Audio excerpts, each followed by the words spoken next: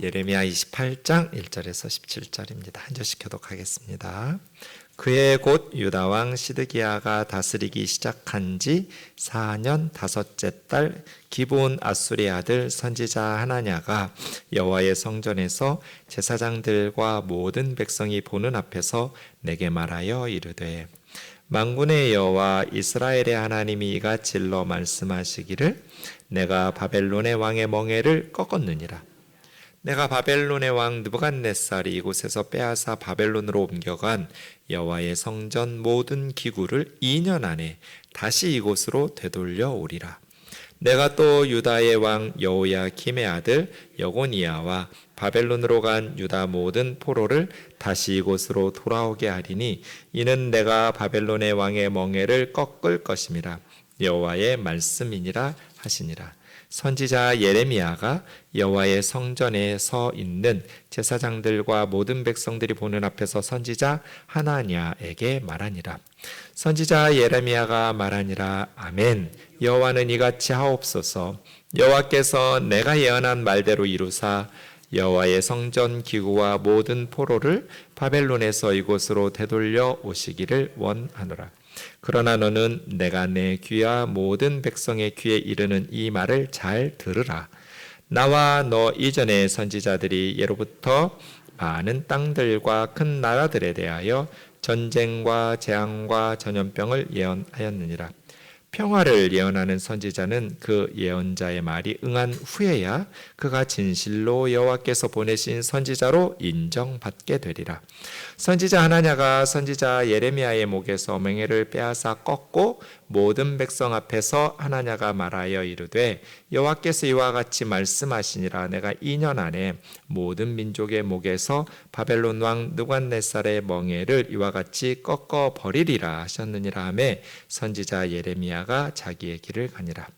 선지자 하나냐가 선지자 예레미야의 목에서 멍에를 꺾어버린 후에 여호와의 말씀이 예레미야에게 임하니라. 이르시기를 너는 가서 하나냐에게 말하여 이르기를 여호와의 말씀에 내가 나무 멍에를 꺾었으나 그 대신 쇠 멍에들을 만들었느니라. 만군의 여호와 이스라엘의 하나님께서 이와 같이 말씀하시니라. 내가 쇠 멍에로 이 모든 나라의 목에 메워 바벨론 왕 느부갓네살을 섬기게 하였으니 그들이 그를 섬기리라. 내가 들 짐승도 그에게 주었느니라 하라. 선지자 예레미야가 선지자 하나냐에게 이르되 하나냐여 들으라. 여호와께서 너를 보내지 아니하셨거늘 내가 이 백성에게 거짓을 믿게 하는도다. 그러므로 여호와께서 이와 같이 말씀하시되 내가 너를 지면에서 제하리니 내가 여호와께 패역한 말을 하였음이라. 내가 금년에 죽으리라 하셨느니라 하더니 같이요 선지자 하나냐가 그의 7째 달에 죽었더라. 아멘. 오늘 본문 1절 말씀에 보시면 오늘 본문에 대한 배경이 설명되어 있습니다. 우선 언제인지 오늘 본문이 일어난 사건의 시간을 강조하고 있습니다. 자세히 보시면 그해라는 말로 강조해 놓고 있어요. 언제 일어났는지 이 본문의 사건적 시대적 배경과 그 해를 알아야 본문의 내용을 바르게 이해할 수 있다는 그런 의미겠죠. 그해입니다. 그해. 그해가 언제냐면 유다 왕 시드기야 통치 4년 5월이에요. 그러니까 북이스라엘은 이미 멸망했고요. 히스기야 때. 남유다가 마지막 왕이 시드기야거든요. 남유다의 마지막 왕인 시드기야가 왕이 되어서 통치한 지 4년 되던 해 5월. 지금으로 하면 한 7, 8월 되겠죠. 네, 성경 달력으로 5월에 이 사건이 있었다입니다. 그거는 시드기야가 이제 그 조카 여호야김의 아들 여호야킨이 597년에 왕이 되자마자 3개월 만에 바벨론의 포로로 끌려가거든요. 그래서 바로 삼촌이었던 이게 요시아의 아들이에요. 요시아의 아들인 시드기야가 조카 선왕 여호야긴 여고니야가 바벨론으로 포로로 끌려가던 597년에 갑자기 왕이 됐거든요. 그렇게 597년이니까 성경은 횟수로 세요. 597, 596, 595, 594년이겠죠. 통치 4년째니까요. 그래서 주전 594년 5월 지금 달력으로 하면 여름 7, 8월쯤입니다. 이때 어디서 있었던 사건이에요? 여호와의 성전에서. 그러니까 성전이니까 제사장들도 있고 예배 드리러 온 모든 백성들이 듣는 데서겠죠. 예루살렘 성전에서 누가? 선지자 하나냐가 누구에게? 여기서 내게 말하였다 하니까 내게는 예레미야 선지자거든요. 네. 그래서 1절에 언제, 어디서, 누가, 누구에게, 이게 자세히 설명되어 있어요. 네. 그러면 시드기야 통치 4년 5월이면 두 가지 중요한 사건이 있어요. 우선 그 다음 화면을 보여주시면 우리가 주일에도 살펴보았지만 바벨론에게 완전히 예루살렘이 멸망한 건 시드기야 11년, 그러니까 586년이고요. 그 전에 두 번 바벨론의 포로로 끌려갔어요. 1차 포로로 끌려갔을 때가 주전 605년이에요. 이때 다니엘과 세 친구가 끌려갔죠. 여호야김 왕 때예요. 그 다음 2차로 끌려갈 때가 여호야긴 왕과 함께 또 귀족들이 끌려간, 이때 예루살렘 성전과 왕궁의 보물들과 성구, 성전의 도구들이 약탈당해서 바벨론으로 끌려가게 됐죠. 그게 597년이에요. 이때 이제 시드기야가 왕이 된 거죠. 갑자기 여호야긴 여고니아가 포로로 왕이 끌려가면서 이때 에스겔 선지자도 포로로 끌려가게 됩니다. 그렇게 포로로 끌려간 지 4년이 지났으면 바벨론으로부터 엄청난 충격을 받았던 것이 이제는 조금 잦아들었던, 바벨론에 의해서 그 막강한 바벨론 군대에 의해서 정복당했던 그 충격이 좀 사그라들면서 좀 잠잠하던 시기라고 볼 수 있겠죠. 바벨론이 와서 왕과 성전을 약탈해 간 지 4년이 지났으니까요. 좀 잠잠해졌는데, 두 번째로 이 시기가 중요한 때가 뭐냐면 그 전에 오늘 본문의 배경이 되는 연결된 내용이에요. 28장은 27장 내용을 좀 살펴보셔야 돼요. 27장 2절에 보시면 하나님께서 예레미야 선지자에게 너는 줄과 멍에를 만들어 네 목에 걸고 유다 왕 시드기야를 보려고 예루살렘에 온 주변국 외교관들, 사신들 손에 멍에와 줄을 주라는 거예요. 이때거든요. 지금 같은 시기예요. 시드기야 통치 4년, 그때 무슨 일이 있었냐면 에돔, 모압, 암몬, 두로, 시돈, 이 왕들이 모여들고 있었다는 건 무슨 의미겠어요, 여러분? 예루살렘이 반바벨론의 중심 역할을 하고 있다는 거예요. 시드기야가. 시드기야를 보러 올라왔대잖아요. 주변에 에돔, 모압, 암몬, 두로, 시돈 왕들이 보낸 외교관들이. 그러니까 이 사람들이 왜 모였겠어요? 시드기야 4년에 반바벨론 제국에 맞서기 위해서 모인 거죠. 그러니까 시드기야 통치 4년 5월이라는 것은 시기적으로는 바벨론의 군대에게 4년 전에 정복당한 충격이 좀 잦아들면서 이제 서서히 기운을 차리면서 이스라엘 주변의 작은 나라들이 동맹을 맺어서 반바벨론 세력을 규합해서 바벨론에 맞서는데, 그 바벨론에 맞서는 반바벨론 세력의 중심이 예루살렘에서 모였다는 거잖아요. 시드기야에게.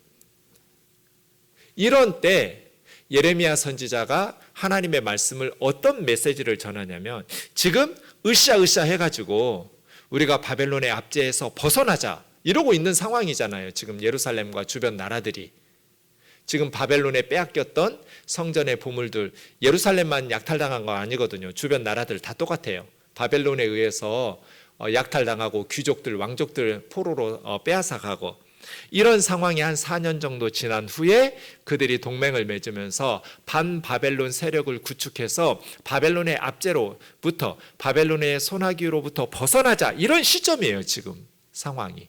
근데 그 핵심이 예루살렘의 시드기야를 중심으로 모이고 있단 말이에요. 근데 예레미야 선지자가 그들에게 줄과 멍에를 사신들에게 주면서 너희 주인에게 가서 전달하라고. 멍에라는 것은 짐승이 주인인 사람의 통제를 받기 위해서 목에다가 씌우는 게 멍에와 줄이잖아요. 그러니까 하나님께서 예루살렘에 온 사신들에게 너희 주 왕에게 가서 전해라. 천지를 지으신 창조주 하나님이 너희 나라들을, 예루살렘뿐 아니라 유다뿐 아니라 모압, 에돔, 암몬, 두로, 시돈, 너희들 나라들을 바벨론 왕 느부갓네살 손에 주어 그를 섬기게 만들어 주셨다는 거예요. 하나님께서 다음 화면요. 네. 그러니까 너희 주 왕에게 이 멍에 갖다 주면서 예루살렘에 반바벨론 제국의 동맹을 맺으러 시드기야에게 갔더니 거기 어떤 예레미야라는 선지자가 하나님의 말씀을 전하면서 자기 목에다가 멍에를 메고 줄에다가 메어서 우리에게 갔다 오더니 우리에게 이렇게 멍에와 줄을 하나씩 나눠주면서 왕에게 전달하라 합디다. 이스라엘의 하나님 여호와가 천지를 지으신 창조주인데 세상의 역사를 주관하신 역사의 주인으로서 바벨론 느부갓네살 왕을 바벨론 느부갓네살뿐 아니라 그의 아들 때에도 그의 손자 때에도, 그래서 70년인 거거든요. 70년 동안 짧은 기간이 아니라 3대에 걸쳐서 섬겨야 되니까요. 느부갓네살 때와 그의 아들 때와 그의 손자 때까지 한동안 하나님께서 기한을 정하신 때까지 바벨론 느부갓네살 왕을 섬겨야 되니까 예루살렘에 모여가지고 괜히 으쌰으쌰해서 바벨론에게 맞서 싸우다가 전쟁의 칼에, 기근에, 그리고 전염병에 백성들만 죽어 나자빠지니까 그냥 순순히 하나님 앞에 범죄한, 많은 범죄와 많은 악행을 행한 것을 하나님 앞에 회개하면서 하나님이 정하여 주신 기간까지 하나님의 징계를 받아야 됩니다. 그러면 적어도 미리 바벨론에게 이렇게 맞서 싸우고 동맹을 맺고 군사를 이렇게 파견하지 않도록 지금처럼 조공 갖다 바치고 순순히 그렇게 바벨론의 손 아래서 압제를 당하면 적어도 칼에 죽임을 당하지는 않을 거잖아요. 자기 땅, 자기 집에서 비록 바벨론 왕 느부갓네살의 압제는 받으면서 살겠지만 백성들은 죽지 않고 자기 땅에서 먼 나라로 우상 섬기는 이방 나라의 포로로 노예처럼 끌려가 살지는 않아도 될 거잖아요. 이런 메시지를 전한 거예요, 지금 예레미야가. 이렇게 메시지를 전하니까 오늘 이 본문 가지고 이제 이 배경을 가지고 오늘 본문을 보세요. 1절 다시 보시면 그해 유다 왕 시드기야가 다스리기 시작한 4년 5월에 이때 뭐 했어요? 주변 나라 외교관들이 모였어요. 예루살렘 시드기야에게 찾아왔단 말이에요. 반바벨론 제국 동맹을 결성해서 바벨론의 압제에서 벗어나자, 이런 의논들을 했단 말이에요. 그때 하나님께서 우리 성경에 기브온 아술의 아들 선지자 하나냐, 기브온 아술이 붙여 있을 거예요. 여러분 성경 보시면. 그래서 저는 처음에 기브온 아술이 하나냐 아버지 이름인 줄 알았어요. 기브온 아술이라는 사람의 아들인 하나냐 선지자가, 이런 줄 알았는데 원문을 봤더니 제가 잘못 알고 있었더라고요. 원문을 직역하면 기브온 출신의 선지자 아술의 아들 하나냐가 이렇게 돼 있어요. 그러니까 기브온은 사람 이름이 아니고 기브온이라는 도시, 이 하나냐 선지자의 출신, 그래서 제가 한 칸 띄워놨어요, 화면으로. 기브온 출신의 선지자이고 아버지 이름은 기브온 아술이 아니라 그냥 아술이에요. 아술인 하나냐 선지자가, 이렇게 보셔야 돼요. 여러분, 그럼 기브온은 어디예요? 기브온이라는 도시 하면 예루살렘 북서쪽에 한 8km쯤 있는 곳이 기브온인데요. 기브온 하면 생각나는 것들이 뭐가 있으세요? 기브온? 네? 예. 여호수아가 정복할 때 기브온 사람들이 속였죠. 가나안 히위 족속, 그 가나안 족속인데 멀리서 온 것처럼 옷도 막 신발도 다 오래 여행한 것처럼 꾸며가지고 곰팡난 빵 가지고 여행 중간에 상했다고, 바로 그 동네 사람이었는데, 이렇게 해서 가나안 7 족속들이 멸망당할 때 기브온 족속은 살아남았죠. 네, 여호수아를 속이면서. 또요, 기브온 솔로몬이 1000번째 드린 데가 기브온 산당이죠. 그래서 하나님의 음성을 들었던, 기브온은 그러니까 다윗 때 예루살렘 성전 짓기 전에 기브온 산당에 성막이 있었던 거예요. 언약궤가. 그래서 왜 기브온 출신 하나냐 선지자 이 출신 기브온의 선지자라는 이야기를 하냐면, 사실 원문대로 번역하면 더 좋았을 것 같아요. 기브온의 선지자 아술의 아들 하나냐. 이거는 예레미야 1장 1절에 아나돗의 선지자 예레미야, 이 아나돗이라는 출신을 굉장히 강조했거든요. 아나돗하고 기브온을 비교하면 비교가 안 되죠. 아나돗은 솔로몬에 의해서 쫓겨난 아비아달의 후손들, 그러니까 좀 패가 망신한 제사장의 후손들이 아나돗에 살았어요. 그런 의미에서 아나돗 출신이라고 하면 유대 사회에서는 뭔가 좀 반역자의 제사장물이 좋지 않은 부정적인 의미예요. 예레미야 선지자는 아나돗 출신이고요. 그에 비해서 기브온은 전통적으로 굉장히 종교적으로 유명한 아주 이름 있는 곳이 기브온이에요. 그래서 기브온의 선지자 하나냐, 아나돗의 선지자 예레미야, 사람들은 누구를 더 신뢰하겠어요? 그 출신 지역만 놓고 보면 하나냐죠. 그래서 오늘 1절에서는 기브온의 선지자라는 것을 강조했어요. 원문에서는. 근데 한글 성경 번역하면서 저렇게 엉터리로 해놔버린 거예요. 사람 이름인 것처럼. 그래서 그냥 순서대로 제대로 했으면 좋았을 것을. 기브온의 선지자, 이게 메시지거든요. 왜냐하면 예레미야는 아나돗의 선지자라는 것이 굉장히 강조되어 있거든요. 1장 1절에서. 그래서 기브온의 선지자 하나냐를 예루살렘 성전에 모인 제사장들과 유대 예배자들은 훨씬 더 기브온 출신이야 하면서 인정했을 거라고요. 아나돗 출신 예레미야보다. 그런 하나냐, 이름 뜻도 좋아요. 야가 끝에 붙으면 여호와의 축약형이라고 그랬죠. 할렐루야처럼 야, 하나냐니까 여호와 하나님 이름이 들어가고, 하나니라는 말이 은혜란 뜻이에요. 그러니까 여호와는 은혜로우시다, 여호와는 자비로우시다, 자비로우신 하나님, 은혜로우신 하나님 여호와, 얼마나 이름이 좋아요. 그 하나냐가 성전에서 예레미야 선지자에게 말하는 거예요. 뭐라고 말하냐면, 만군의 여호와의 이름을 딱 앞에 내세우면 천만대군을 호령하시는 하나님이니까 누구도 막을 수 없어요. 하나님의 뜻을. 특별히 하나님만 이야기해도 하나님께서 말씀하신 것은 누구도 꺾을 수 없겠지만, 특별히 여러분 성경 읽으실 때 야훼 스바오트, 만군의 여호와라는 이름으로 시작하면 강력한 의지가 더 표현됐다고 보셔요. 누구도 막을 수 없고 꺾을 수 없는 하나님의 뜻, 만군의 여호와예요. 천만대군을 호령하시는 하나님이니까요. 내가 바벨론 왕의 멍에를 꺾었느니라. 이런 걸 이제 예언의 완료형, 예언적 완료형이라고 그래요.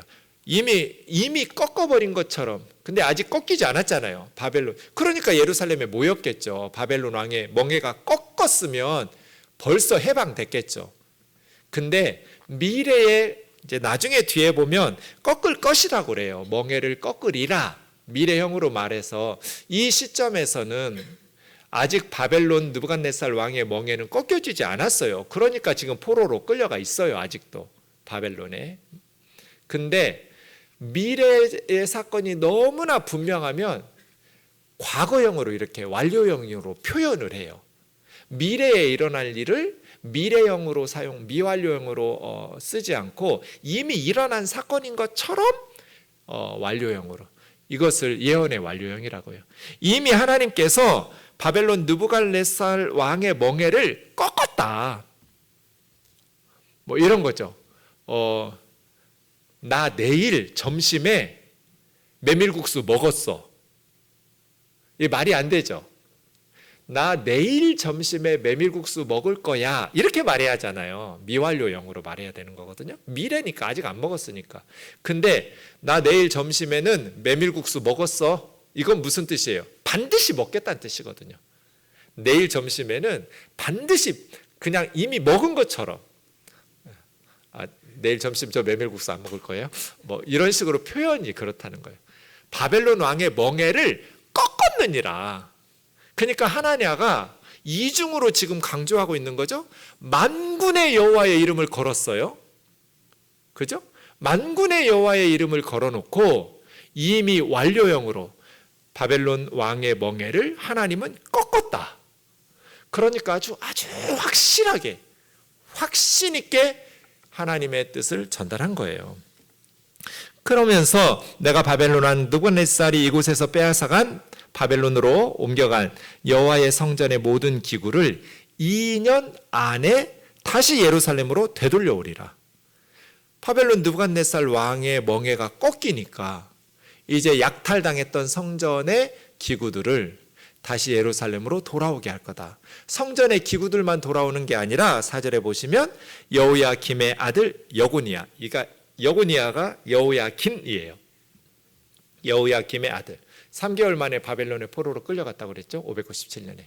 여고니야 왕과 함께 바벨론으로 끌려갔던 에스겔 선지자 같이 유다의 모든 포로들도, 그러니까 성전으로 빼앗겨서 바벨론으로 약탈당한 성전의 도구들만 돌아오는 게 아니라 왕과 모든 포로민들도 같이 돌아올 거야. 너무나 기쁜 소식이죠. 정말 꿈에도 그리던, 정말로 만군의 하나님 여호와께서 그렇게 해주시기를 날마다 기도하고 있는, 여러분이 포로로 끌려간 자녀를 둔 부모라면 예루살렘에 날마다 그거 기도하지 않겠어요? 예루살렘과 유다 백성들은 성전에서 약탈해간 그 극악무도한 바벨론의 느부갓네살 왕을 하나님께서 그 목의 멍에를 꺾으시면서 그를 심판하시고 그 손에서 포로로 끌려간 유다 백성들과 여고니야 왕과 성전의 기구들이 다시 예루살렘과 유다로 돌아오기를 날마다 기도했겠죠. 그러니까 지금 하나냐 선지자가 이야기하고 있는 것은 너무너무 백성들이 원하고 기도하던 내용이에요. 근데 27장에 예레미야 선지자하고 정반대잖아요. 예레미야 선지자는 뭐라고 말했어요? 70년 남았다. 느부갓네살 왕과 그의 아들 때와 그의 손자 때까지. 그죠?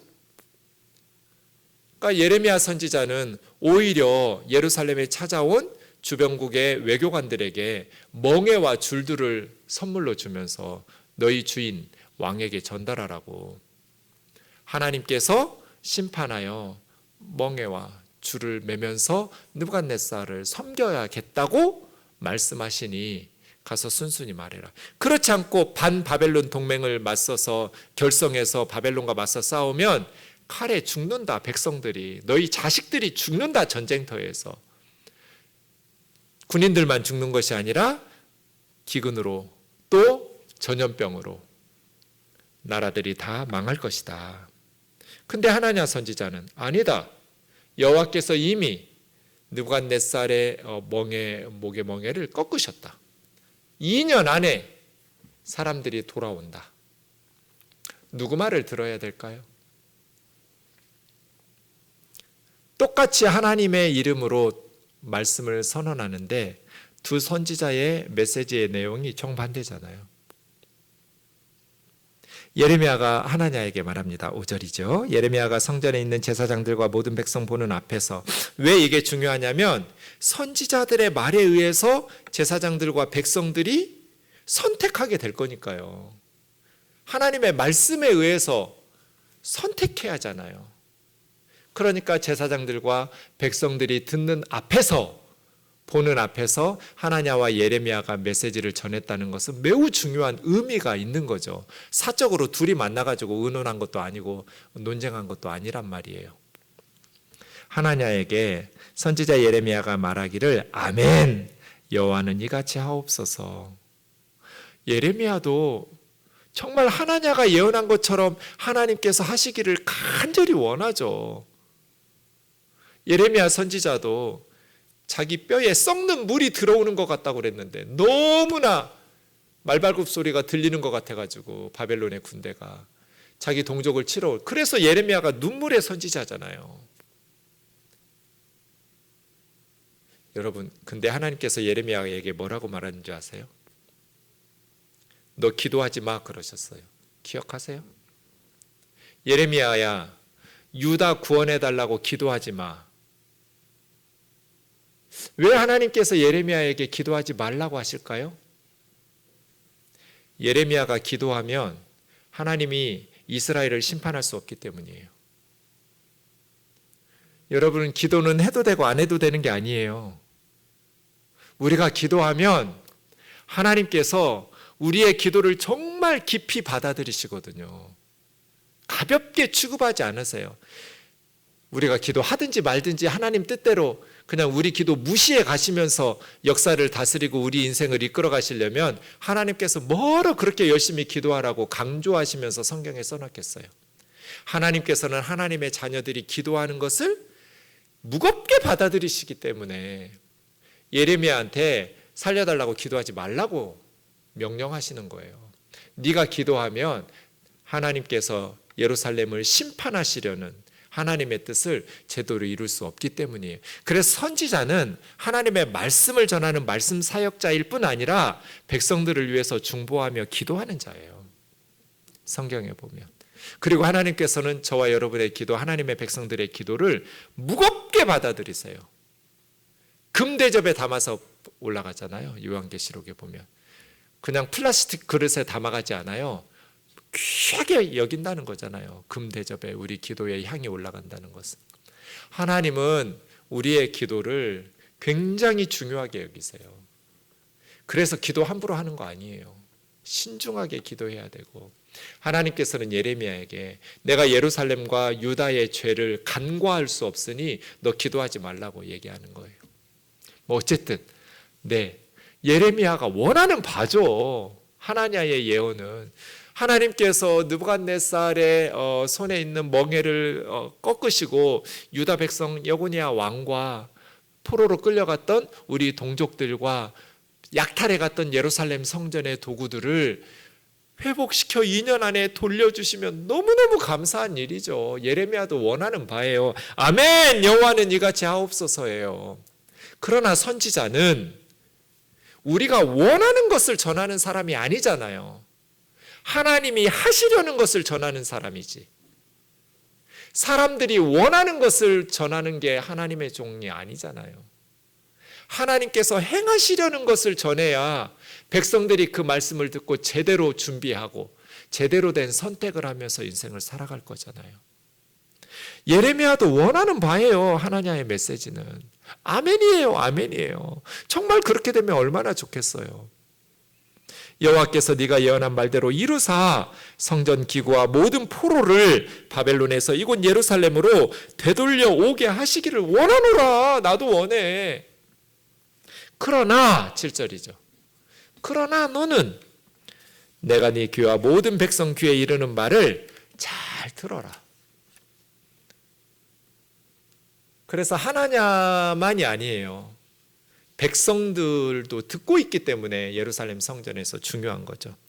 나와 너의 이전의 선지자들은, 우리 이전에 예언했던 선지자들은 예부터 많은 땅들과 큰 나라들에 대하여 전쟁과 재앙과 전염병을 예언했느니라. 참 선지자들은 그런 심판을 예언했죠. 평화를 예언하는 선지자도 있었어요. 그러나 평화를 예언하는 선지자는 그 선지자 예언자의 말이 응한 후에야. 지금 하나냐는 평화를 예언하고 있고 예레미야는 재앙과 하나님의 심판을 예언하고 있죠. 바벨론에게 나라 망할 거야. 70년은 섬겨야 될 거야. 느부갓네살의 손자 때까지, 하나님 기한 정하신 때까지. 이건 하나님의 심판의 메시지예요. 그러나 하나냐는 그러지 않아. 우리는 바벨론에게 망하지 않을 거야. 오히려 바벨론으로 빼앗겼던 성전의 도구들과 또 끌려갔던 포로들을 2년 안에 하나님께서 그렇게 돌려보내신다는 평화를 예언하는 선지자는 그 메시지가 성취된 후에야 진실로 하나님께서 보내신 선지자로 인정받을 거다. 맞죠? 나도 원해. 아멘이야, 아멘. 여호와께서 그렇게 하시기를 원한다. 너의 예언대로 하나님께서 이루시기를, 내가 틀렸기를 원해. 하나냐, 너의 말이 옳았기를 간절히 원해. 그러나 평화를 예언한다고 해서 하나님이 보내신 선지자는 아니야. 사람들이 듣고 싶은 말씀을 전한다고 해서 하나님의 종은 아니지. 그 평화를 예언한 메시지가 성취가 돼야 하나님이 보내신 참 선지자이지. 그랬더니 선지자 하나냐가 예레미야 목에 있는, 지금 행위 예언을 한 거거든요.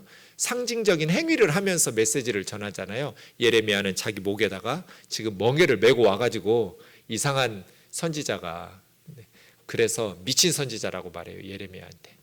미친놈이 설치는 거 왜 가만두냐고, 제 앞에서 예레미야가 떠들지 못하게 막아야지, 이런 식으로 말하죠.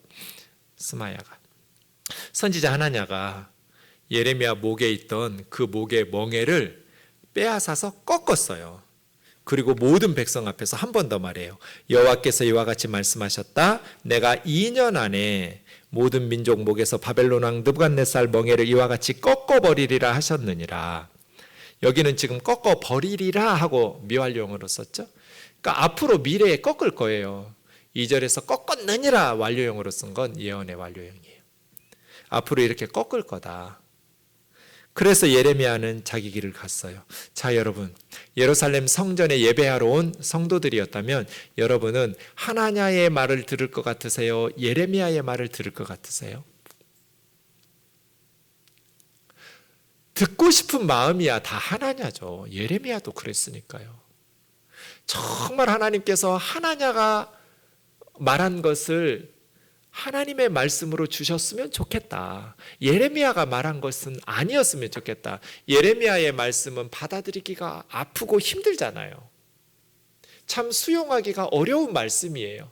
그에 비해서 하나냐의 말씀은 너무너무 은혜로운, 하나님은 천능하신 분이시고 천지를 지으신 여호와이시니 그 옛날 아수르가 예루살렘을 에워쌌을 때 하루 저녁에 13만 5천 명을 히스기야의 기도를 들으시고 아수르의 군대를 파하신 전능하신 하나님, 우리 조상들이 애굽의 바로 왕의 노예로 압제를 당할 때 홍해를 가르시면서 우리를 구원해 주신 하나님이 바벨론 느부갓네살의 손에 있는 그 멍에를 꺾으시고 여고니아 왕과 포로들을, 그리고 성전에 약탈당한 보물들을 다시 돌려주시기를 간절히 원하죠.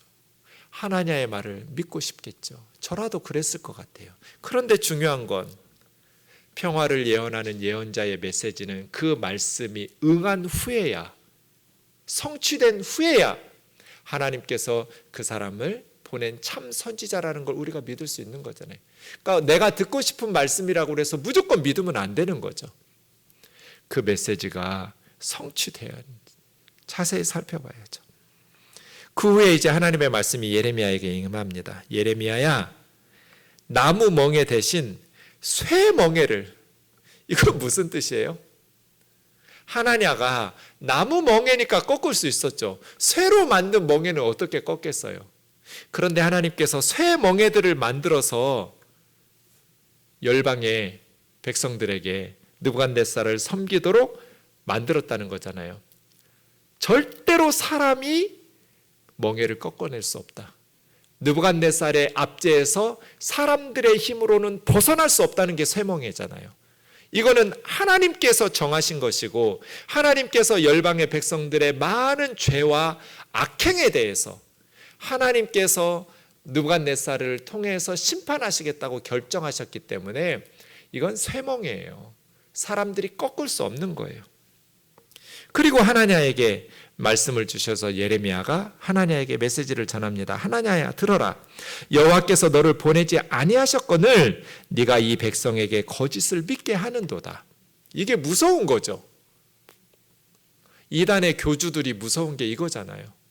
하나님께서 보내지 않았는데 하나님의 이름으로 백성들에게 거짓말을 믿게 만들었다는 거. 이 거짓 선지자들의 위험이죠. 그래서 함께 망해요. 함께. 이만희가 진짜 보혜사 성령인 줄 알았어요. 하나님의 심판대 앞에 가서 그렇게 말하는 신천지 신도들이 천국 갈 수 있겠어요? 안상홍이 진짜 하나님이고 장길자가 진짜 하나님 어머니인 줄 알았어요. 정말이에요. 하나님의 교회 신도들이 그 수십만 명이 하나님의 심판대 앞에서 지옥으로 갈 때 그렇게 말한다고 억울하다고 해서 천국에 갈 수 있겠냐고요. 이래서 거짓 선지자들이 위험한 거죠. 백성들에게 거짓을 믿게 만드니까. 그러므로 여호와께서 내가 너를 지면에서 제하리니 네가 여호와께 패역한 말을 하였습니다. 네가 금년에 죽으리라. 지금 언제 예루살렘 성전에서 하나냐가 말씀 전했어요?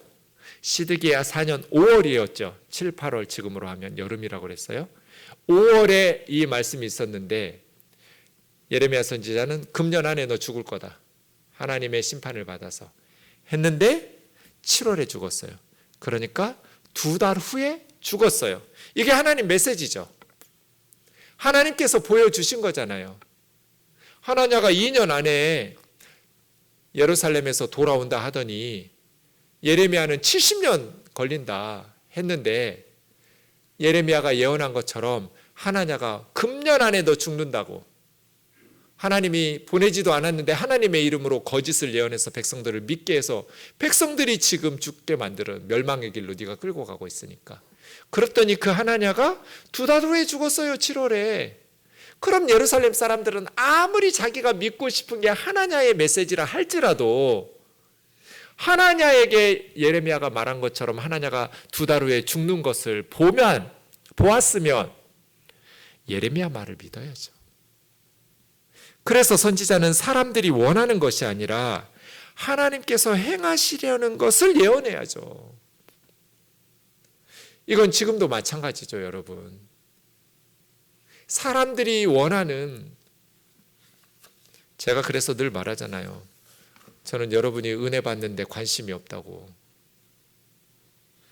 우리 우면동 식구들이 설교에 은혜 받는 이제 30년쯤 설교하다 보니까 알아요.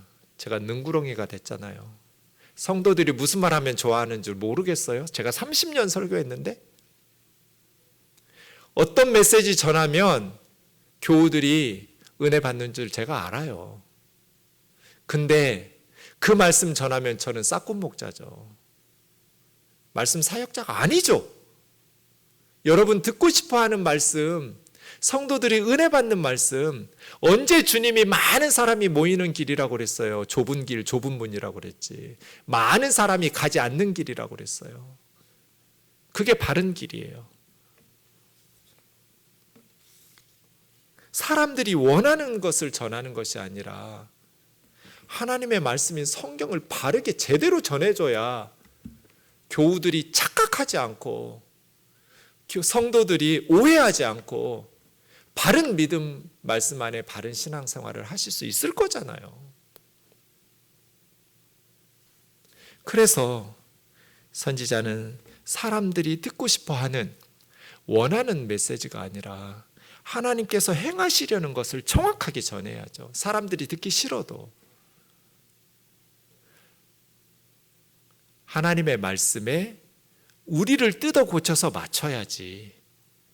우리에게 하나님의 말씀인 성경을 뜯어 고쳐서 맞추려고 그러면 어떡해요?